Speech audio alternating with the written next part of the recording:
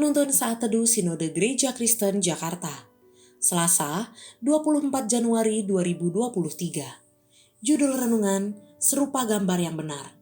Diambil dari kitab Keluaran 20 ayat 4-5. Jangan membuat bagimu patung yang menyerupai apapun yang ada di langit di atas, atau yang ada di bumi di bawah, atau yang ada di dalam air di bawah bumi. Jangan sujud menyembah kepadanya atau beribadah kepadanya.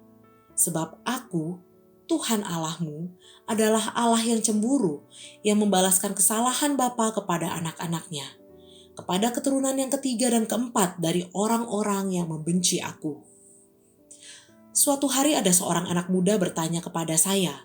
Dia bertanya, "Mengapa orang Kristen tidak boleh ikut ritual seperti pegang hiyo atau ikut pai-pai? Kalau tujuannya hanya menghormati bukan ikut keyakinannya, apa masalahnya?" Saya menjawab, pegang hiyo dan pai-pai itu adalah bagian dari penyembahan dalam kepercayaan agama tersebut. Orang Kristen yang menghormati ritual agama tidak akan ikut dalam bagian ritual dalam agama lain. Mengapa demikian? Ritual penyembahan tertentu sangat berkaitan dengan kesakralan dalam diri seseorang. Dan makna kesakralan itu bukan hal yang sederhana. Itu akan mencerminkan dan membentuk diri dan kepribadian seseorang. Karakter dan sifat kita sangat ditentukan oleh apa yang kita sembah. Jadi, kalau dengan pengertian demikian, maka jika seseorang benar-benar menghormati, maka dia tidak akan menodai kesakralan sebuah keyakinan dengan ikut-ikutan ritual tersebut tanpa keyakinan yang sama. Dalam nas renungan hari ini, Allah memerintahkan bangsa Israel agar jangan membuat bagi mereka patung. Patung dalam bahasa aslinya adalah pesel, yang memiliki arti gambar yang dibuat atau dibentuk. Yang pengertiannya bukan sekedar patung buatan pernak-pernik atau hiasan. Pesel itu memiliki pengertian lebih mendalam. Pesel itu berkaitan dengan keserupaan dalam diri manusia.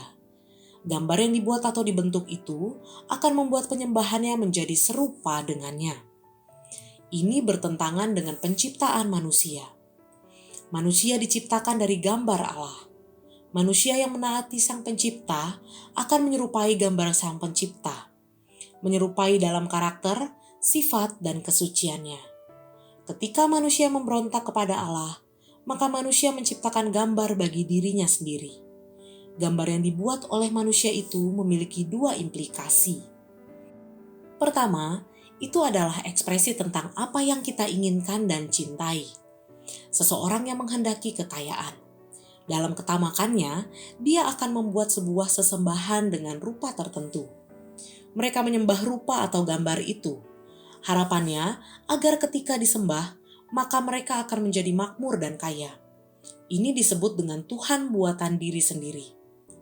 Tuhan buatan adalah Tuhan palsu sebagai ekspresi keberdosaan dalam dirinya sendiri.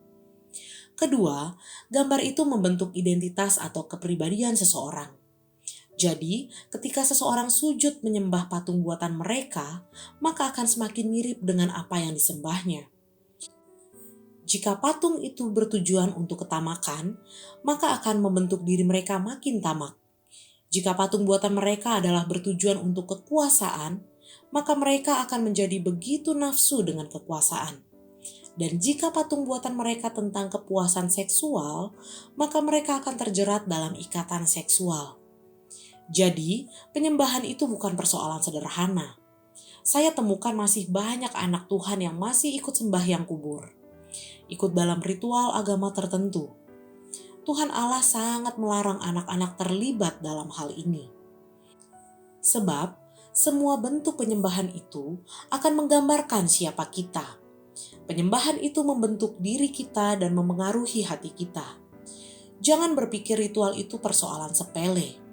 Itu adalah pemberontakan langsung kepada Allah satu-satunya, pencipta alam semesta. Pemberontakan kepada pencipta yang telah menciptakan kita menurut gambar dan rupanya. Karena itu, kita yang sudah diciptakan kembali oleh karya Kristus, maka seharusnya kita hidup serupa dengan gambarnya. Kita tidak berkompromi dengan ikut dalam ritual keyakinan lain. Kita diciptakan dari gambar Allah, maka tindakan yang benar adalah menyembah Dia dan hidup serupa dengan dirinya, bukan menyembah kepada ilah yang lain. Terpujilah nama Tuhan.